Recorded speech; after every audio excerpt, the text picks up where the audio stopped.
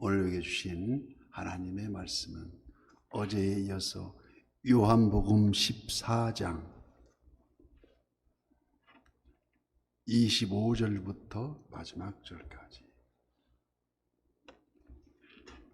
요한복음 14장 25절부터입니다. 교독하고 마지막 절은 합독하겠습니다. 내가 아직 너희와 함께 있어서 이 말을 너희에게 하였거니와 보혜사 곧 아버지께서 내 이름으로 보내실 성령 그가 너희에게 모든 것을 가르치고 내가 너희에게 말한 모든 것을 생각나게 하리라.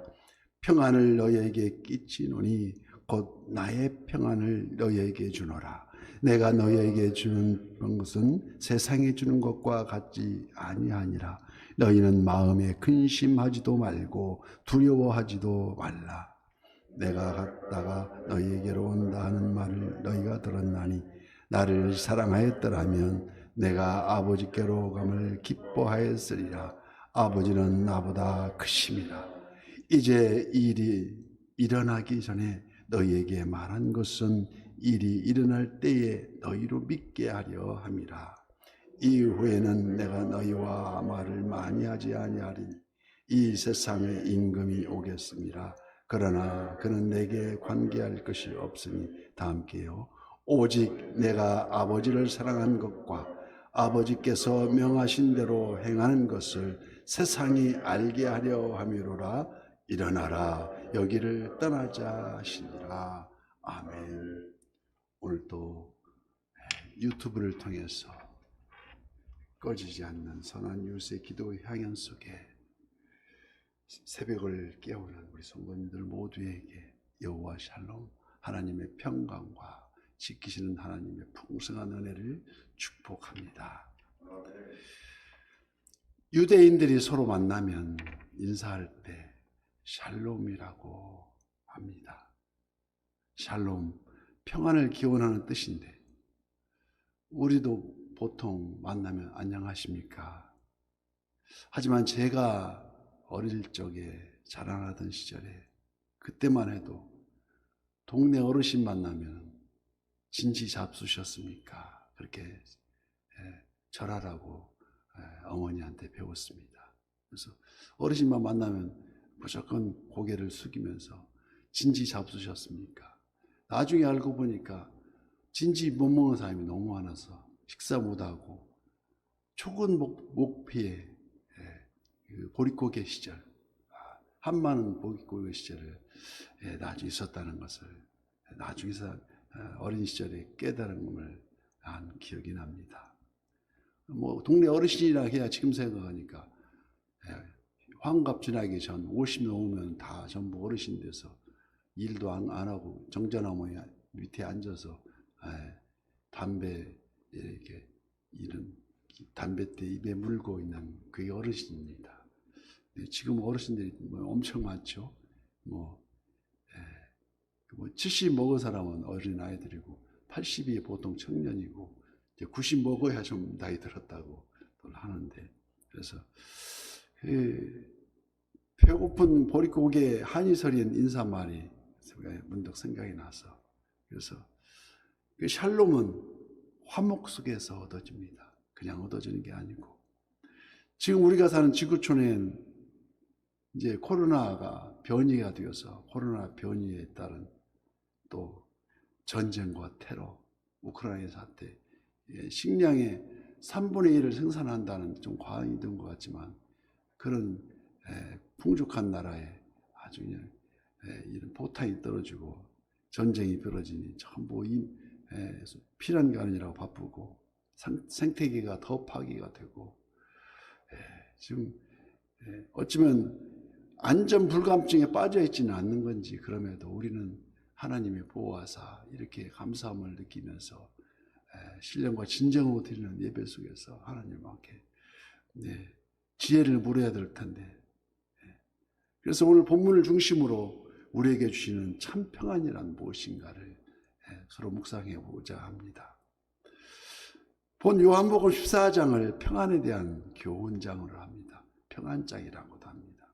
그래서 25절 말씀에 내가 아직 너희와 함께 있어서 이 말을 너희에게 하였거니와 보혜사 곧 아버지께서 내 이름으로 보내실 성령 그가 너희에게 모든 것을 가르치고 내가 너희에게 말한 모든 것을 생각나게 하리라고 말씀합니다. 예수님과 제자들이 확 작별할 시간이 점점 가까워지고 있는 그때에 마치 마지막 유언처럼 보혜사 곧 아버지께서 내 이름으로 보내실 성령이 예수님을 대신하여서 가르치시고 생각나게 하는 그러한 영이심을 말씀하고 계십니다. 그래서 성령을 그리스도의 영이라고도 합니다. 잠시 후에 예수님은 십자가를 친히 지시고 또 사망 권세를 물리치며 또 부활 승천하셔서 또 그 이름을 대신하여 일하실 보혜사 성령을 보내신다는 그 돕는 은혜를 베푸시겠다는 언약의 말씀을 지금 하는 것입니다. 그러면 어떻게 우리를 돕습니까? 첫째 도우시는 방법이 모든 것을 가르치신다고 합니다. 성령님께서. 여기 모든 것이란 예수님에 관한 모든 것입니다.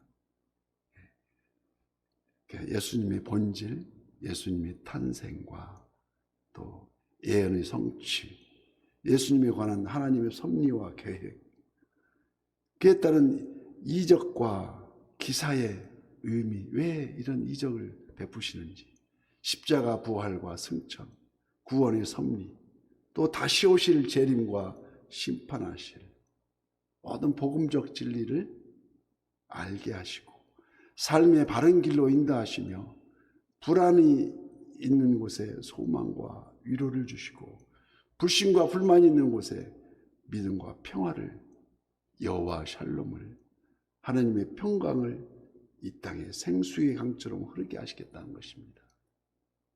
둘째로 내가 너희에게 말한 모든 것을 생각나게 하리라. 어떻게 생각나게 하십니까? 지금 예수께서 강론하시고 교훈하신 진리의 말씀을 다시금 생각나게 하여 깨닫게 함으로 확고한 믿음의 반석 위에 집을 지음같이 참 평안을 얻게 하신다는 것입니다. 건망증도 때로는 은혜가 될 때가 있습니다. 자신을 가슴 아프게 했던 슬픔의 기억들을 그 세월 속에 묻어주지 못한다면 얼마나 더 하얀 밤을 세워야 그 밤이 필요할지 모르지만 어차피 서로가 헤어져야 할 만남은 이게 바로 이별 연습이라고 생각할 때 오늘이 더 소중하고 우리들의 가슴엔 천국 소망으로 푸르름으로 그 푸르름으로 서로를 중보해야 함이 올바른 길이 아닐까 하고 오늘 또 생각합니다. 그래서 성령의 인도하심으로 오늘 본문 27절 말씀 평안을 너희에게 끼치노니 곧 나의 평안을 너희에게 주노라. 내가 너희에게 주는 것은 세상이 주는 것과 같지 아니하니라. 너희는 마음에 근심하지도 말고 두려워하지도 말라고 말씀하십니다. 예수님께서는 본격적으로 우리에게 평안을 주시겠다고 하십니다. 평안을 주시되 참 평안을 가질 수 있는 그 여건과 그 평안을 가질 수 있는 대책을 지금 말씀하고 계십니다. 예를 들어서 사막에서 목마른 사람들을 만나 그 사람들에게 갈증을 부르시오 위로 말만을 한다고 해결되는 것이 아니라 물이든 수통을 건네주면서 여기 이 물 마시고 갈증을 푸시오 할 때가 진정 도움이 된다는 말씀입니다. 그 평안을 줄 수 있는 대책이 바로 28절 말씀. 내가 갔다가 너희에게로 온다 하는 말을 너희가 들었나니.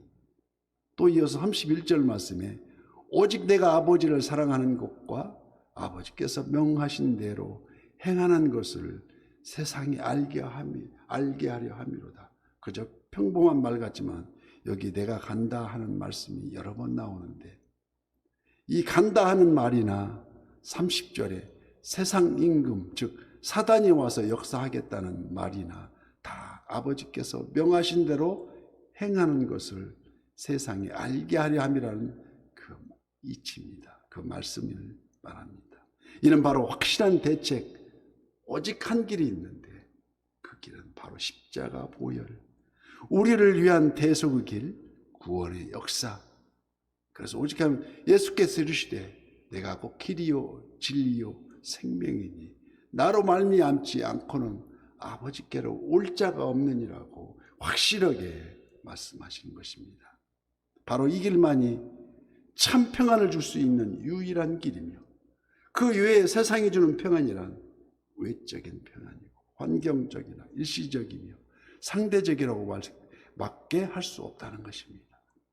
가령 가난한 자가 큰 재물을 얻게 될 때나 실직자가 건실한 직업을 얻었을 때나 평사원이 높은 자리로 승진했을 때 등 이게 순간의 기쁨으로 그에 따른 평안을 느낄 수는 있지만 머지않아서 환경이 바뀌어질 것이고 세상이 바뀔 것인데 어느새 잃어버린 그 허무함으로 되돌아보게 된다는 것입니다. 그러나 주님이 주시는 참 평안은 결코 깨어지지 않는 내적 심령의 평안이요 흔들리지 않는 영혼의 평안. 이는 바로 영생으로 인도하는 길이고 영생 복락 멸류관 확실히 받을 수 있는 길이라는 것입니다.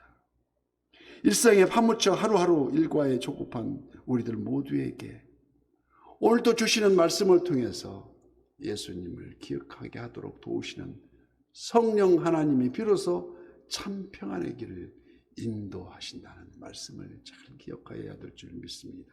그러나 정의와 진실은 없고 죄악에 눈 감으며 번영을 약속한 거짓 평화, 마치 눈물의 선지자 에레미야 6장 13절 말씀과 같이 이는 그들이 가장 작은 자로부터 큰 자까지 다 탐욕을 부리며 선지자로부터 제사장에 이르기까지 다 거짓을 행함이라고 한탄하는 그 말씀 속에서 바로 그러한 때 예수님은 세상 임금의 때 즉 영문 밖에 예수 보혈의 대속의 십자가 외에는 다른 길이 없음을 이미 다 아시고 그러나 나의 원대로 마옵시오고 아버지 원대로 하옵소서라고 얼마나 그 힘든 그 길인지를 다 아시기 때문에 이처럼 자신의 떠나심을 미리 말씀하신 이유가 오직 자신의 십자가 길을 통해서